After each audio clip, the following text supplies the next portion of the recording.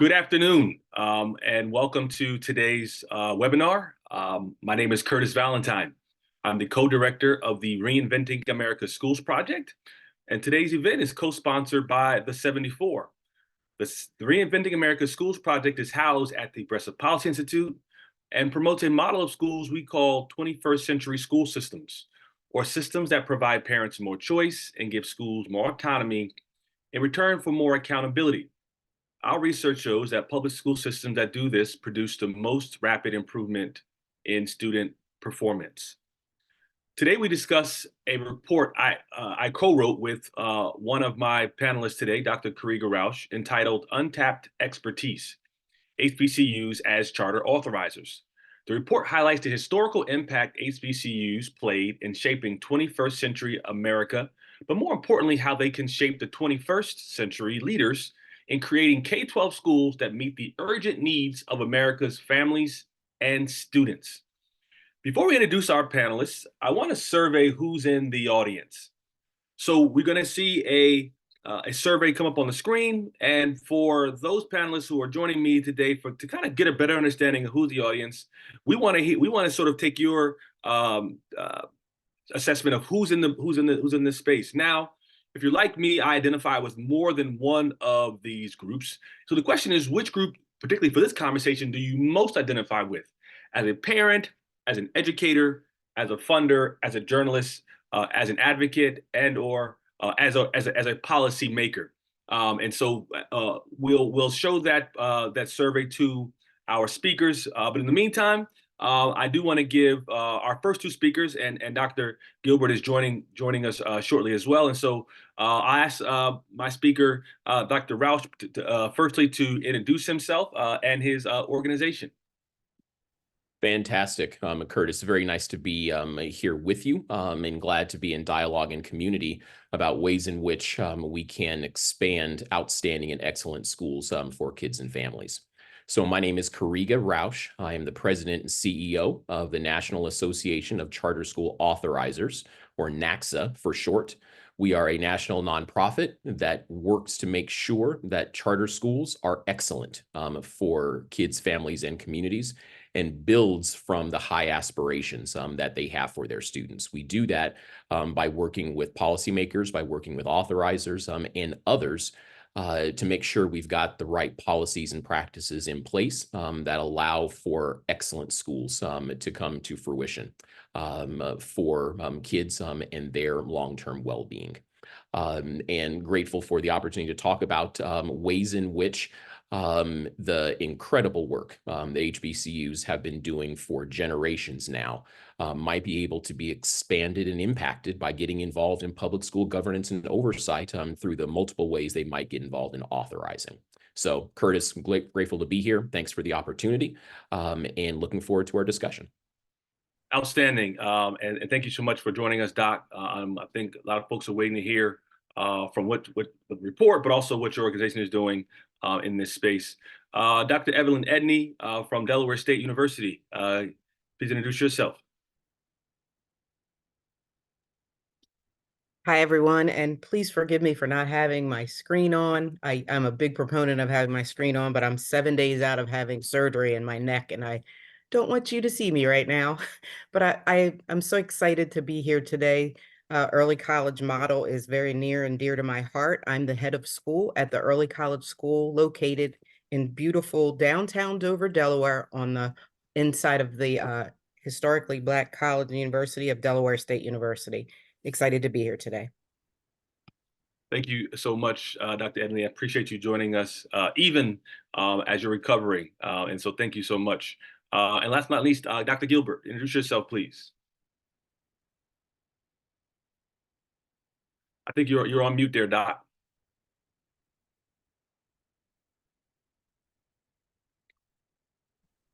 Sorry about that. Hello, everyone. I'm Nina Gilbert. I am the director for the Morehouse Center for Excellence in Education and the chair for the education department here at Morehouse. It's a pleasure to be with you all today. Thank you so much. And so those who are joining us, we have a star-studded panel here of folks who are actually doing the work and those who have a grand vision for this work. And so let's get started. I want to be honest with you guys. There are no silver bullets in education. If anyone is telling you there are, I think that they'd be fooling you. There's no Superman coming, and there are no heroes on the way to save the day. And for much of my professional life and the life of most of my panels, we've been searching for that great idea that will bring communities historically divided on the issue of school choice together. How do we bring those groups together? Much of my professional life, I've searched for that great idea, that idea bold enough to push us to challenge ourselves to think about the future in a new way. And a new way based off of the historical successes of those, particularly in the African American community, the community that is most affected by educational inequities in this country. And there is no institution more successful, both in the past and now, at training Black students in America than HBCUs. And so, Dr. Krieg, I want to start with you first. Why did you agree to co-write this paper, Untapped Expertise, HBCUs as Charter Authorizers? And why did you agree to place HBCUs at the center of this research and this paper? Well, first, we wrote the paper because of you, Curtis, and your leadership in our space, for a long period of time, being an exceptionally effective advocate for more great schools, for kids who my grandmother affectionately refers to as melanin blessed. And so really was grateful to collaborate with you, the Progressive Policy Institute, Reinventing America's Schools Project, on putting forth some ideas around how we can make sure that schools that we have are excellent for kids and families. There's no secret, as you've already identified, that contributing to the transformation and the reimagination of K-12 education is something that HBCUs have been doing for generations now, whether that's through diversifying teaching pipelines or cutting edge research, or many, many other ways that they are already making such a tremendous difference in the kind of educational opportunities kids and families are getting. We thought it would also be useful to describe some ways in which they can get involved in some of the most consequential decisions, that occur, particularly in the public charter space around things that authorizers do, which are deciding who should be able to open up a new school. What are the academic and financial and operational expectations that those schools should achieve? What is the right kind of oversight, that should be provided that maximizes a school's freedom and flexibility to figure out what's necessary while still to be able to meet those high standards. And then ultimately, who should be able to have the privilege of continuing to serve kids and families. And so there are a lot of different ways that HBCU and their alumni, importantly, can get involved in this space of public school governance and oversight in authorizing. One way could be the institutions willing and interested to become authorizers. A lot of authorizing institutions have appointed boards that alumni, may really want to, engage in and be a part of. And other ways, including, becoming a staff member in an authorizing institution, et cetera. But I think the important part in the paper that we call out is that there are some barriers that exist to willing HBCUs interested in getting involved in this. And that's why the call to action from the paper is for state policymakers to create more pathways for willing HBCUs to get involved in this space that we think can be truly transformative for kids and families. Thank you so much, and well said. I also want to recognize other organizations that have been talking about this, the UNCF, the Charter Collaborative, other groups that have really been at the forefront of highlighting HBCUs and the K-12 education space. Before I come to Dr. Gilbert, I do want to see the results of our poll to find out who's actually tapped in and joining us today. And so let me have my person pull this up. And so we actually have a tie between advocates and educators. And so you could see that we do have folks in the space who are at the K-12 space, presumably, who are trying to figure out how this particularly could impact them, but also those advocates who find themselves pushing policymakers for change. And so glad to see them in this space as well. I do want to come to you, Dr. Gilbert. And you did not give us a full sense of your bio, but throughout time, I will share with them how amazing you are and the work that you're doing at Morehouse as the that Center for Excellent Education at Morehouse, where you are. We actually highlighted in the paper. We felt that it was worthy of recognition for all the work that you're doing, but also a model for other institutions. We'll also add that you are an alum of the Clark Atlanta University, where they say, well, we'll find a way or make one, and so that is one that could have been a title of the paper. But why, as an alum and as someone who's working to drive HBCU education, why have HBCUs been so successful at educating Black students? Yes, so first, let me thank you for calling out this kind of this ethos and spirit of Clark Atlanta University. Yes, we find a way or make one, and that's kind of embedded in the culture and history of HBCUs. And I think Black students are successful there because not only do we effectively educate our students and make sure that they have a home away from home, but our care for them goes beyond their academic and professional preparation. We also care about their personhood, their spirits, their well-being, their mind, body, and soul. Um, our traditions, our ceremonies, our celebrations, um, our rituals, they reflect and appreciate, the culture, the backgrounds, the experiences of our students. Our environments promote a sense of belonging. There's a brotherhood or sisterhood, and there are family relationships that exist within our HBCUs that will exist long beyond their matriculation. And so these non-academic elements of the HBCU experience help to contribute to the success of students while attending the institution, but it provides them with a professional network and a family that they will maintain, these, relationships and memories and, this mentorship and these deep roots long after they've left.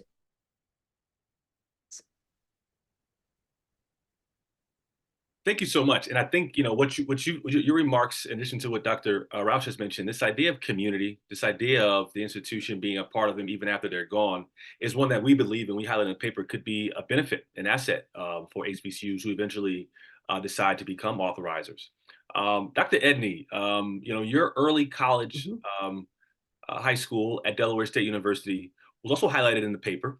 And so we really wanted to highlight again models of HBCUs and K-12, particularly in the space of charter schools, because of the success that schools like you have had. So in your opinion, why have HBCUs like Delaware State and others been so successful at educating Black students, both now and in the past? I think I get to echo my fellow panelists' words. There's just something about it. I'm excited to be at Delaware State University. I actually attended the University of Delaware, a PWI, and when I came to Delaware State University, I just the feel of home is there, and I believe that that's something that we in our school really wanted to hit home with our own students as they're coming in they're high school students who are coming onto a college campus. They're nervous enough, but we want them to feel like Delaware State University is their home. They are Hornets, just like the bigger Hornets that are there sitting next to them while they're taking college classes. And the idea of the legacy of all of the alumni that are associated with Delaware State University. I mean, when you come to homecoming, you feel like you're coming home every single time, and there's just nothing like it. And we want our students to feel not only the rich academic rigor that goes on at the university, but also the culture, the traditions, and that sense of community that is there, all wrapped into a ball where we've got affordable, accessible college education for these students. And if they start in high school on a college campus, on an HBCU campus, they're going to finish. because of the nurturing staff at the university. And as Dr. Gilbert mentioned, it's beyond that. It's not just when you graduate, it's now going to take you into your future. The way folks work with our students now as high school students, they then get to move into being a college student on the DSU campus, fully matriculated, receiving those same services. Most of our students stay right there at Delaware State University. When they can choose to go anywhere for college, they stay because it's home to them. And I think that's really the heart of the education that you receive at an HBCU. Can I ask you to talk about, in a previous conversation, Dr. Edna, you mentioned that the work that you're doing is part of a longer history that dates back a generation ago at Delaware State. Can you just share with the audience what you shared with me about what you're doing now and how it stands on the work that Delaware State has been doing for generations? Absolutely. I am a weird entity in Delaware in that I got to actually be the principal at a school called Howard High School of Technology. And Howard is named after the same Howard that founded Howard University, the same general. And that school was one of the Brown versus Board of Ed schools. It was the one case that came out of Delaware that was a part of the big case in the country that knocked over the landmark case of Brown versus Board of Ed. And when, you're in a school where every third person in Wilmington, Delaware's house went to Howard High School because that was the only school that Blacks could go to north of the canal in Delaware for a very long time. And then I leave there and go down to Dover, Delaware, and land at Delaware State University, to the only other place that students were allowed to go to high school as well. It really just made me feel like I was coming home in that way. Delaware State University they made it so that students who lived in the middle of Delaware and in the southern part of Delaware could come to Delaware State University and actually stay during the week to attend high school on the college campus in the 40s. And then, once Brown versus Board of Ed kind of came into the picture, the high school division at Delaware State University kind of went by the wayside in that way because students could go to school anywhere at that time. Well, they could go to school anywhere at that time, but sometimes it still wasn't always good.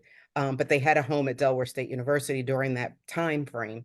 And then for years later, for me to come to the school where we've opened the high school division back up again, it made my heart sing because I feel so excited to be a part of that rich history that was already kind of established there so long ago.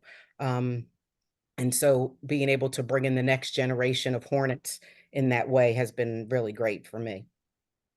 No, thank you so much. In my own testimony, the first HBCU I ever stepped foot on was Delaware State University.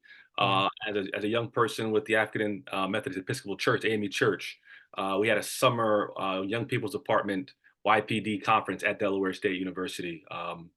And also, I just want to honor Dr. Clarence Harris, who's an educator, alum of Delaware State University, a member of the Hall of Fame of Delaware State University, who was a mentor of mine and was my best friend's grandfather, who actually passed away this week. And so I want to recognize him, a great Hornet, a Hall of Famer, who for years mentored young people like me, was a middle school educator in New Brunswick, New Jersey. So I definitely want to recognize Dr. Clarence Harris. The report that myself and Kariga co-wrote outlines 4 key ways we believe HBCUs can impact the future, just as they've done in the past. Firstly, we believe HBCUs can, as what we call, redesign public education. How do they do that? By overseeing and expanding quality public school options to improve outcomes for parents and students.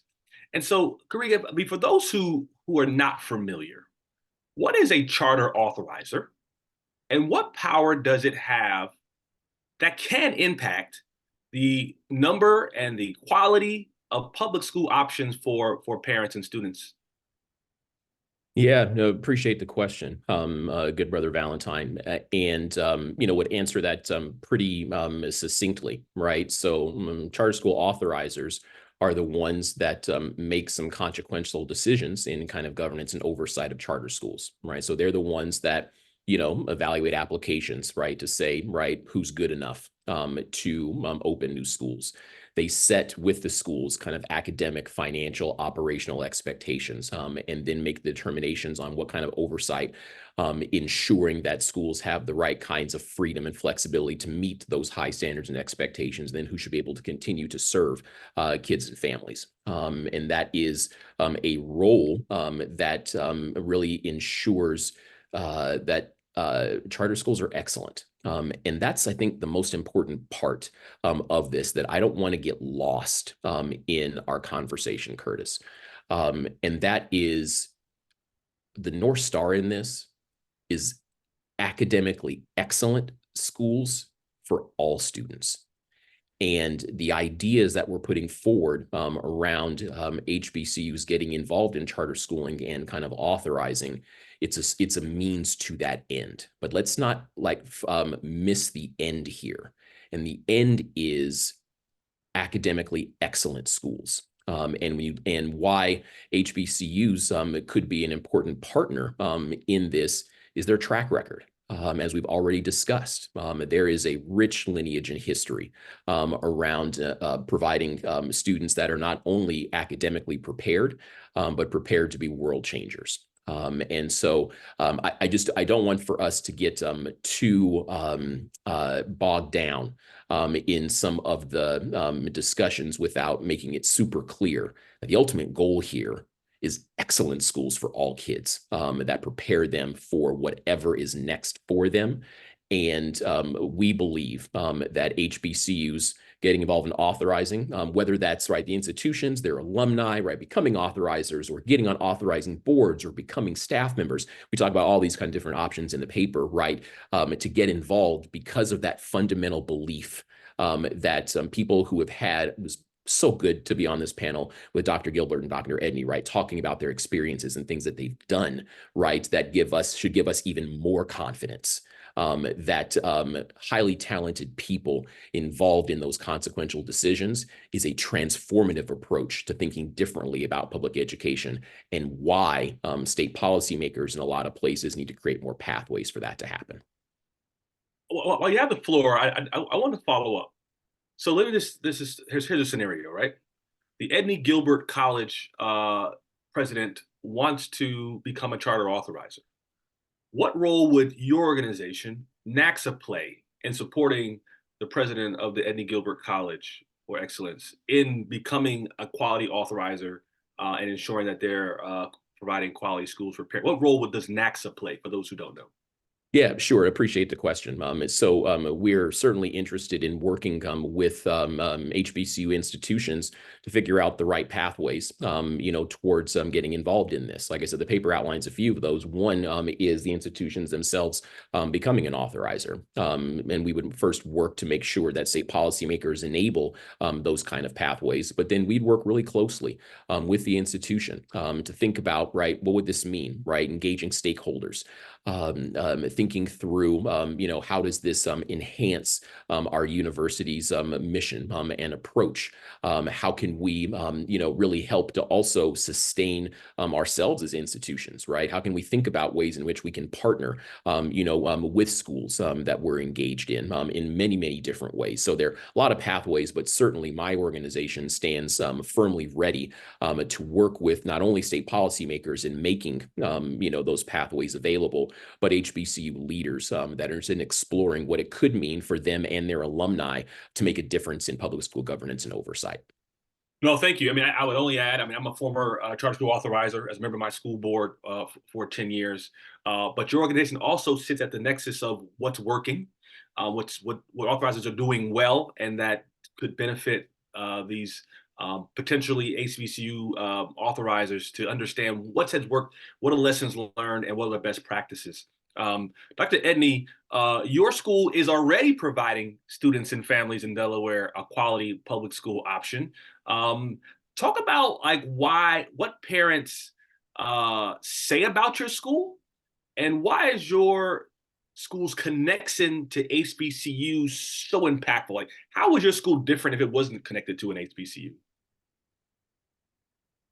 In every open house I do where I'm, talking about our school and what it has to offer, inevitably every adult in the room says, man, I wish I had something like this when I was coming up. Every single one of them, hands down, some person in the audience will say that to me. And I get it, because I literally would have been the student who would have benefited from something like this as I was coming up. There was nothing like this, no, not even dual enrollment. At the very most, you had an AP experience, you know, and when I'm sitting at these open houses and I say to the parents, there's a big difference between an AP program and dual enrollment that takes place in most in a lot of the high schools in this country, and what we have to offer. You will never find anything for 200 miles around us that allows for our students to be able to take free college classes, because Delaware State University pays for our students' tuition to go there. And then early college, we pay for their books and any kind of lab fees and things of that nature. So it is free. It's a free public charter school. And so why shouldn't everything inside of it be free? And that's probably the beauty of the system and it being a charter. Our school is authorized by the Department of Education here in Delaware. But of course, Delaware State University was, you know, they were the ones who sat down in the beginning to say, hey, we think this would be a really great idea. And even before that, one of our senators, Senator Carper, Thomas Carper, was sitting at something in Ohio and he saw some type of an early college program there. And he came back to talk to the then president of Delaware State University, Dr. Harry Williams, who's over at the Marshall Foundation now.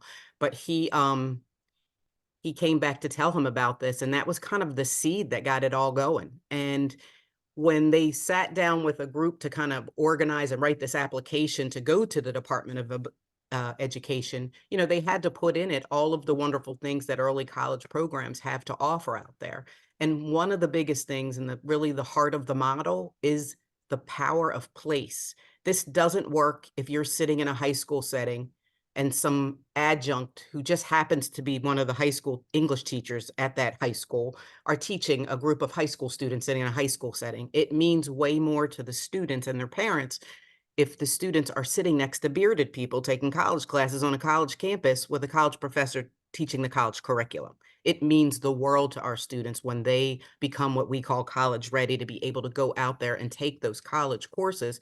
And we've created a whole system and way of life of this college readiness in our school.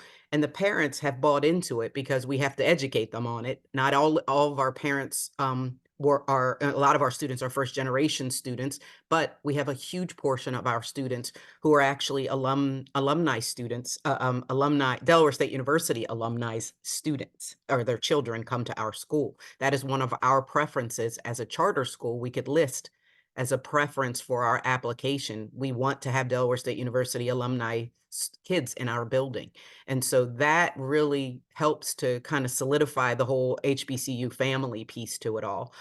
Being able to have our employees, Delaware State University's employees, students, and the alumni be able to come to our school and be put up on a waiting list to get into our school. So they get higher up on the list and be able to get into the school, because we wanted to make sure that was a part of that whole HBCU experience with our students. Thank you, Dr. Eddie. I learned something just now. And this idea of being able to prioritize alums of your institution is so impactful. Maintain that tradition and exposure, but also getting those students exposure to the, as we call it, the yard sooner than later, because that's actually a draw for a lot of students. Dr. Gilbert, again, you know, I'm gonna tease out your bio because you're so modest. You are former executive director of a charter school network, a very successful one at that. And you're a leader of a program at Morehouse that is a destination for students from 50 states in the country. Like, Morehouse is pulling from every state in the union. And so you and I have talked about this offline.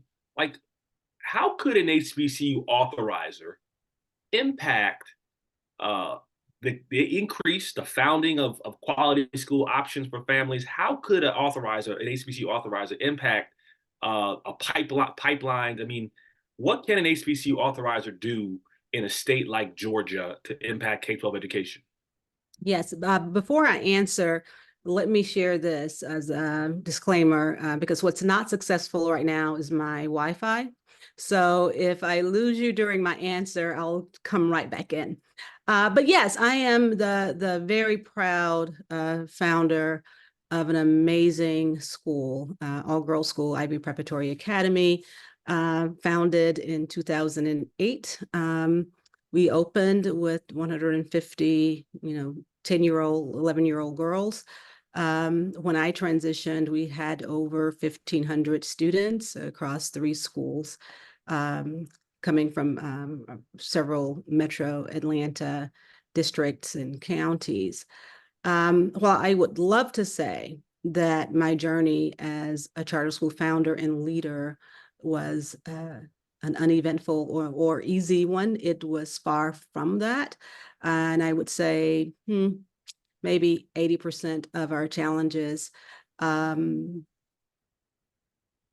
a lot to do with either a hostile authorizer or inconsistent, in some cases, non-existent authorizing policies, weak practices at the authorizing level, or a new authorizer who was just coming on the scene because of policies that allowed them to open as a new or statewide authorizer.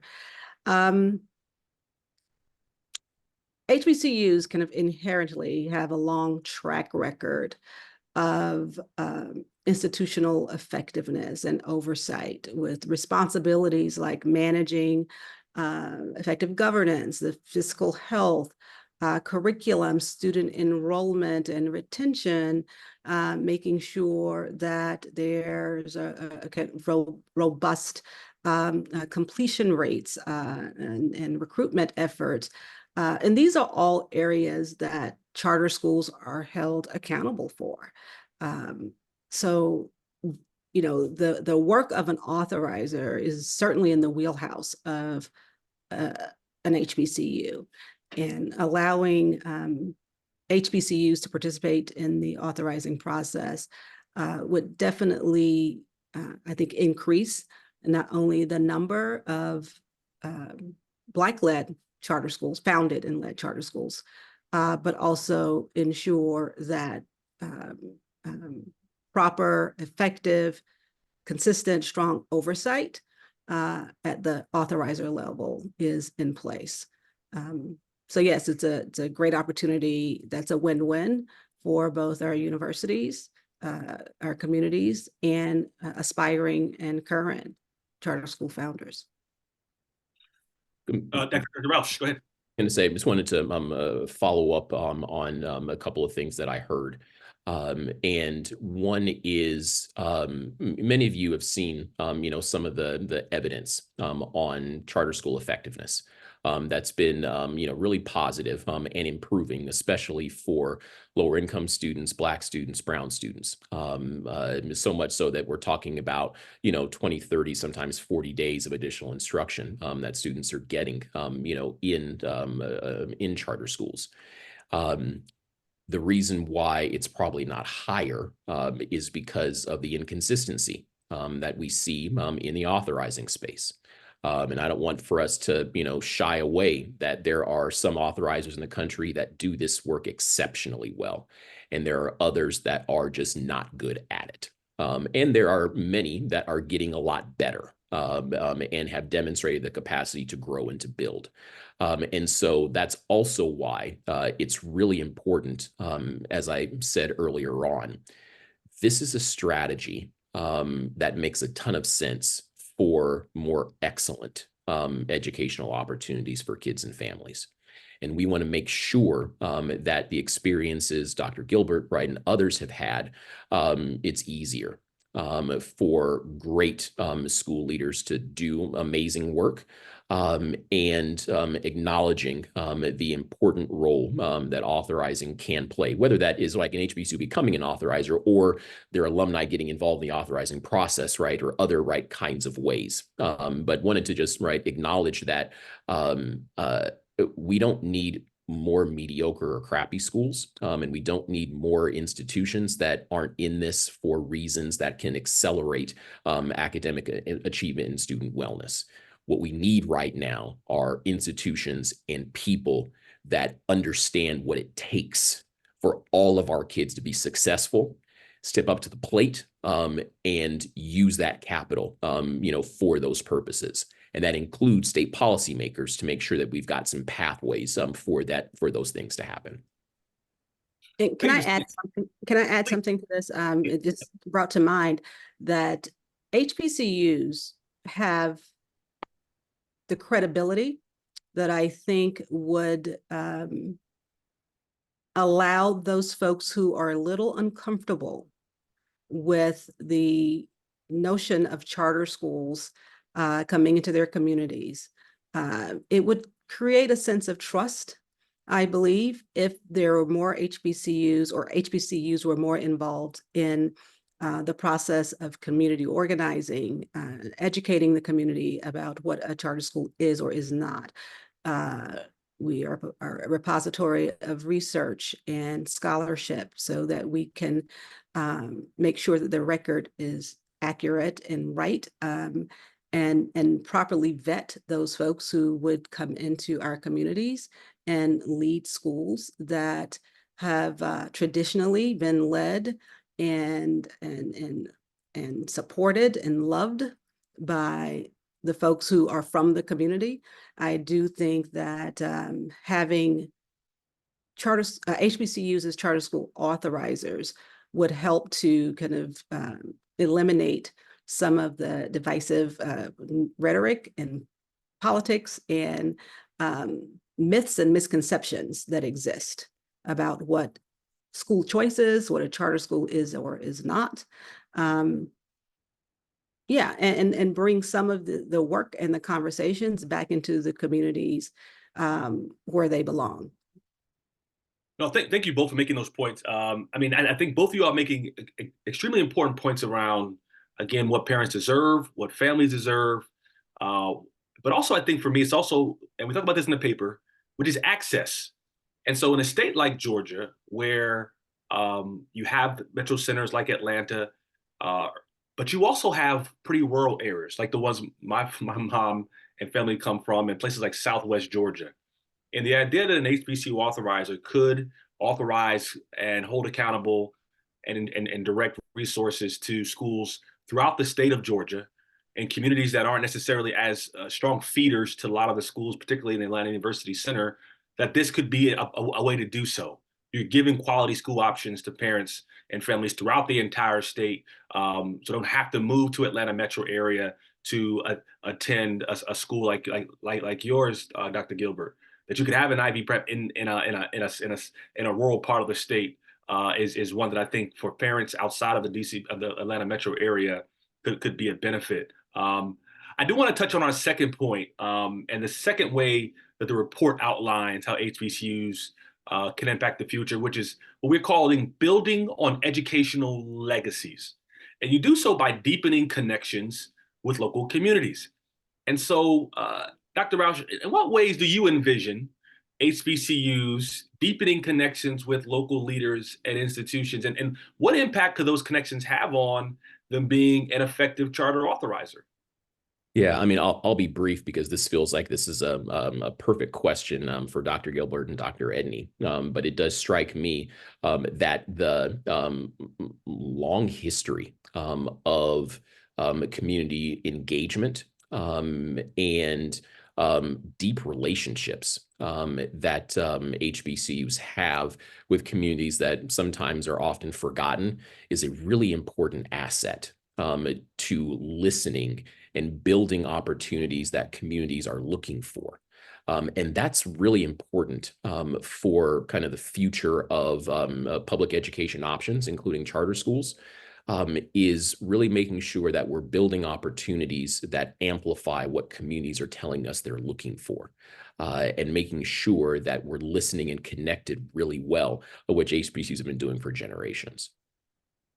No, thank you again, Dr. Edney. Your institution, you're doing the work. In what ways is your school connecting with local communities, organizations? I know you're a member of a Divine Nine organization as well. What is your school doing to connect with local community institutions, organizations, and leaders in Delaware? And as was just mentioned, I mean, HBCUs are kind of rooted in like that faith and family and service. We want our students to be knee deep in all of that, and so we really try to connect with the community around the school itself. But one thing people may not know about our schools, um, we actually take students from the entire state of Delaware in our school and transport them every single day using hub stops. So we bring the community of, which is the entire state of Delaware, right down to Dover, Delaware. Everybody can get to Dover, Delaware within an hour, hour and 15 minutes if you're top to bottom in the state. So some of our students ride the bus for that long. But we make sure that we engage with all of the community groups. Delaware State University is a huge community in and of itself. So there are so many legs to them. We have internship opportunities. We have, our students being able to work with one of the science professors in some concept and connecting our teachers with the professors as well, so that our students can be able to experience that. Just a couple of days ago, we had our medical students be able to go see the white coat ceremony that was held at the university. And in another month, we're going to have a level up day where the government's coming to show you how great it is to work in public service. And so our students are going to be a part of that. But we have other groups that we work with. Girls Incorporated comes, and they come every day and do a leadership development after school program with some of our students. The National Organization for Black Law Enforcement come and work with our students, who we want to make sure that our relationships with the policing community are good and that they start at a younger level. And so they come and work with our students and take them on field trips and show them all aspects of policing. We have local banks come and do personal finance workshops and professional developments with our students as well.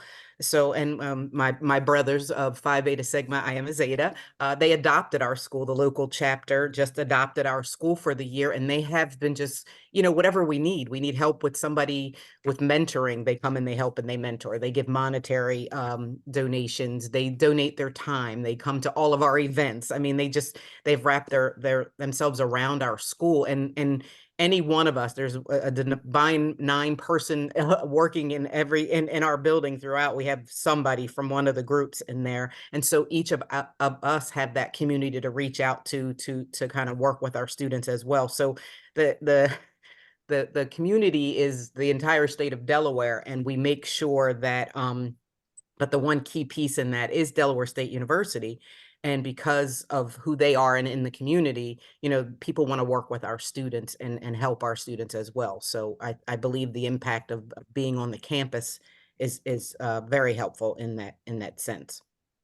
Outstanding. And I will just re-highlight what you said previously, that connection to the Delaware State Alumni Association and alumni in the state, throughout the state, connecting to the school is incredibly important. The third way our paper, highlights what HBCUs can do is what we're calling strengthening ties between K-12 and higher education. And that's by developing unique partnerships with schools they authorize, providing access to higher education campuses like Delaware State, creating pipelines of new students and opportunities for dual enrollment, mentorship programs between schools and students, and research opportunities between faculties and schools, like we saw in the past around lab schools, HBCU lab schools, that we also highlighted in the paper from schools like FAMU and Southern University.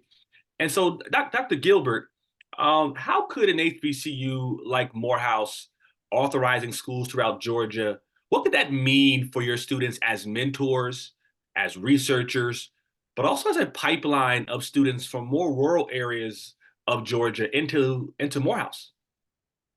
Certainly. So first of all, it creates a path or pathway that goes in both directions, right? So our faculty would be able to partner with or collaborate with the faculties and the communities of some of these schools that could be authorized by our institution, but it also makes our institution more accessible to students who otherwise would not have access. you have Atlanta, then you have other city centers like, your Augusta, Columbus, Savannah, Macon, but then you have other mid-sized, cities and towns in between those cities where the school districts are much smaller than, those in Metro Atlanta, but large enough that students need options beyond the regional, colleges and universities in those areas.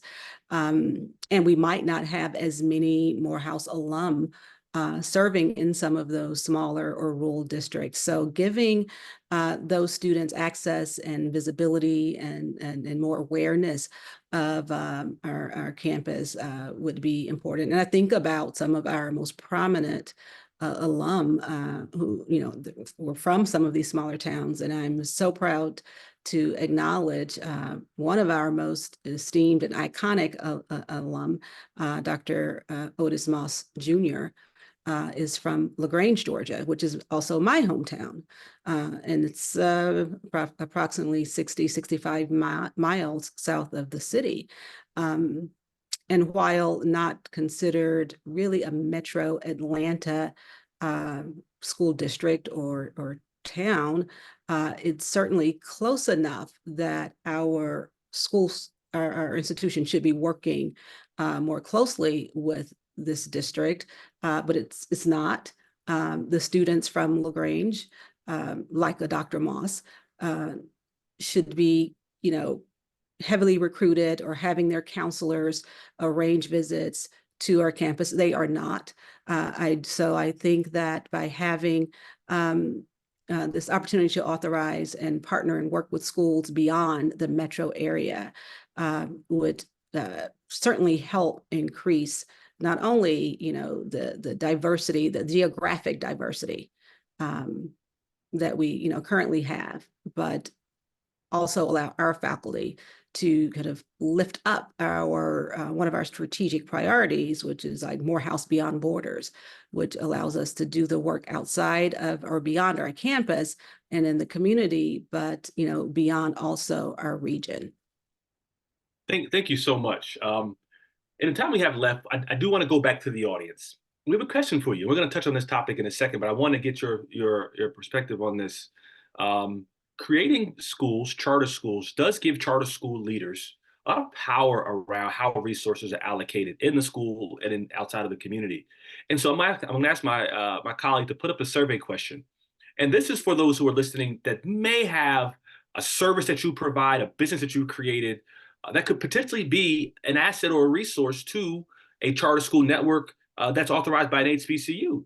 So the question is, do you have a business, an invention, a service, a skill that could benefit a K-12 school, like professional development training, curriculum, catering, transportation, building maintenance, landscaping?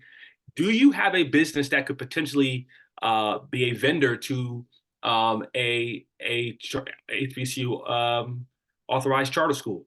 I'll give my own personal testimony. My family were co-founders of a Rosenwald school, which is what we also highlight in the paper. But from that school in a very rural community to this day does not have a traffic light. Economy was created around these schools. My great uncle Willie Valentine started a bus company, and his sons drove the bus. And from that bus company, he's able to send 9 of his children to college. From that very same school, my great aunt Lorraine started, who was the lunch providing lunches to the school, eventually started her own restaurant. And so there is a history, particularly of African Americans, who are supporting these small rural schools to use the resources generated to create small businesses and to close issues we talk about around this Black economic gap. And so, Kareem, I want to come to you for our sort of the last point in the paper, which is this idea that HBCUs as authorizers can create strong community institutions and, wait for it, wealth by understanding the potential in new charter schools, creating new facilities and jobs, opportunities for economic growth in the community, such as Black vendors who can provide new charter schools with products and services. And so, Kariga, what roles do other higher education authorizers that you studied and support play in directing economic development for vendors, but also for institutions themselves? Like, what financial benefits come to higher education authorizers? Yeah, no, appreciate the question. I think the best way of answering that is that high quality charter schools open up new opportunities for new and different kinds of people to engage in the process of making sure that kids and families have a great education. What makes some kind of individual charter schools different than other kinds of ways in which we've organized teaching and learning is their ability to have the freedom and flexibility on how they spend their resources. And so you can imagine, right, an individual charter school has to engage in partnerships, for everything from, if you got a leaky roof to who your food service vendor is, to what kind of transportation you provide, all those things. They engage, different kind of folks. So we think it could be a good opportunity for new folks that are looking that can provide really strong services for schools to unlock those kind of opportunities. I do want to also make another important point, right? And that's as we're talking about, kind of money and institutional wealth and those kind of things.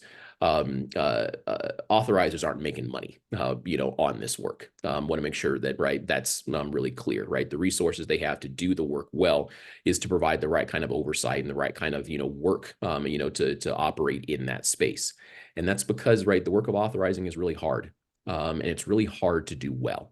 And that's why it takes professional expertise, institutional commitment, and a lot of other really important ways in which this can work well, so that there are new opportunities that are unlocked, for kids, families, and communities. So I want to make sure that we're clear that we think the opportunities for building wealth is really through the unlocking of opportunities around who schools may kind of engage. Authorizers aren't making money on this work by making money, right? And kind of probably they should have sufficient resources to do their work well. But it's really the power of freeing up folks to make good, thoughtful choices and decisions around how they can create schools that work great for kids and families.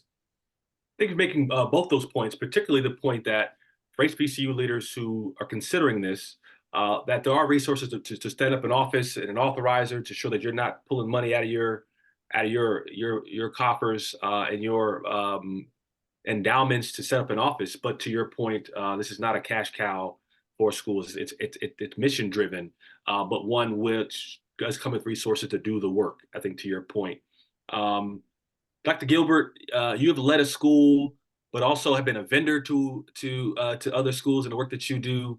What's the difference between becoming a vendor or a charter school hiring a vendor compared to, say, a traditional public school system?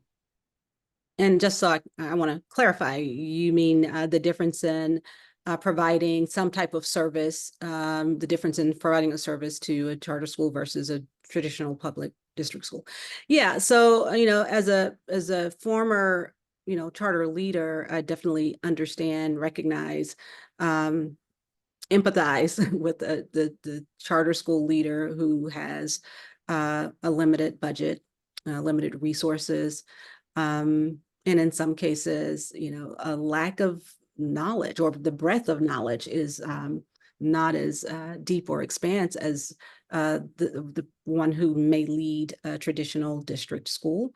And so, the approach that I would use if coming in as a vendor, certainly, doing some type of discovery session to assess needs, and understanding that charter schools, well-run charter schools, have the ability to pivot. This is a distinction. They can pivot easier in a crisis or to avoid a crisis. And so working with a school leader who might need support to make sure they are either increasing their whatever,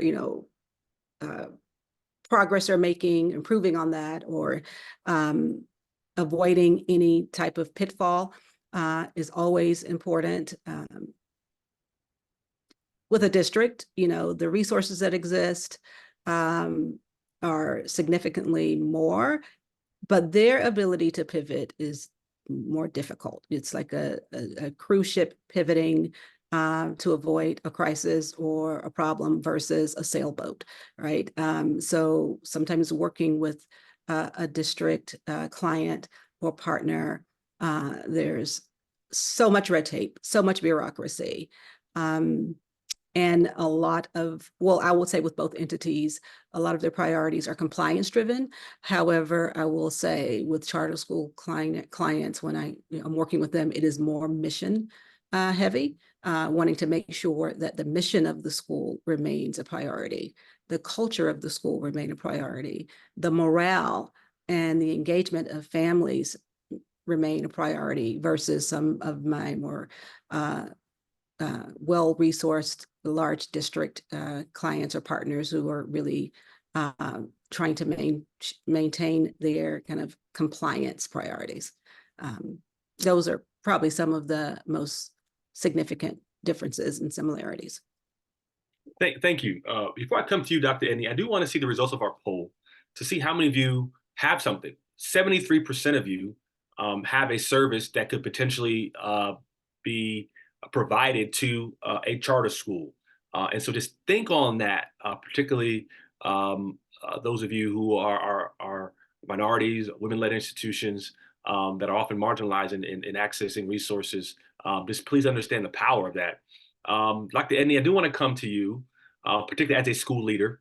How could this particular idea of growth of HBCUs and authorizers, how could your model be expanded through an authorizer? What impact could that have throughout the state of Delaware in building wealth for particularly Delaware State alums and or members of D9, particularly in your state? I think, expanding the model makes sense, makes perfect sense to do in any HBCU. If we were able to expand our program either, and we just recently expanded actually. Last year I added on a 7th and an 8th grade. We really needed to start the college going culture a little earlier. There are people who are coming after me. Come on, we need you to do an elementary school too. I'm not quite ready for that yet, but I can handle the 7 through 12 right now. But we wanted to start that college going culture so that we could build that stronger student, so that that stronger student can do well at the university level while they're at a younger age, and then leave us, hopefully go straight to Delaware State University, and then become that pipeline that's there for them. We are part of a great time at DSU where they are at the highest enrollment they've ever had, and we're excited that our direct graduates are a big part of that. And if we were able to expand in Delaware, I think that it would make the program even, more rich. You look at a student being able to start life debt-free, because they were able to go through high school and take college classes in that wasted time that seems to be there in a lot of high schools. So you've got, 32 opportunities to earn 24 credits, and you've got that time frame in the junior and senior year in particular that you could use to have students actually taking college courses, which takes off time, in their actual bachelor's degree. When they come in to do that, then the students will be finished a lot sooner and may be able to do more schooling or be able to, go straight to work. I look at my valedictorian from last year, Mariana Cabasso. She was 16 years old when she graduated from us. She was young to begin with. She graduated with 71 college credits, and she wants to become a doctor. And where did she decide to go finish her bachelor's degree? Well, Delaware State University, because that makes the most sense. She finishes there. She'll be done next year in December.